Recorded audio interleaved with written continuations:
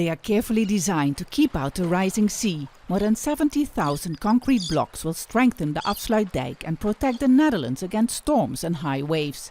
Made with recycled material from the old dike, every single one of the 6,500 kilogram blocks contains an electronic chip. You know, when you have a super storm and there is somewhere some issue with one of these blocks or so, it's a little bit gone down or cracked or something, then we can trace it and find out which block it is, take it out. When construction began in the 1920s, many did not believe the Dutch could close off an entire sea and build a 32-kilometer long dike. Thousands of people worked on the project one stone at a time. It was a gigantic project nearly a century ago, and it's a mega project once again. It will take 7 years before the Afsluitdijk will be strong enough again. But it is predicted that it will only protect the Dutch heartland against the sea until 2050. After that, more reinforcements are likely needed. People who were protesting against the construction of the dike in the early 1900s could not have guessed how crucial it would be in the future. Fishing communities surrounding the Southern Sea lost their source of income when it turned into a sweetwater lake. Behind the dike, parts of the sea bottom were reclaimed and islands disappeared. Jurie van den Berg's grandfather was among those protesting against the project.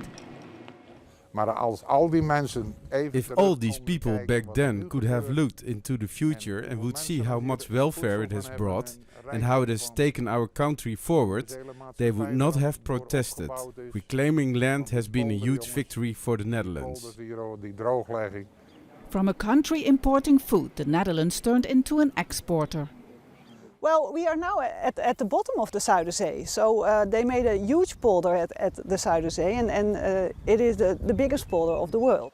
Historians say countries adapting to a changing climate can learn important lessons from the Dutch experience after building the Afsluitdijk. So these fishery communities had a very strong sense of community, and that made them very resilient before this big change. So if you have a community that has a very strong sense of togetherness, they are more resilient. And resilience will be needed because in 30 years this barrier might not be high enough once again. What can you do if you need a stronger dike, a higher dike? You call us again and we make it higher. When the Dutch built the dike, they wanted to prove that in order to obtain land you don't need to go to war, not realizing that a different battle against rising sea levels was just around the corner. Step Vaassen, Al Jazeera, on the Afsluitdijk.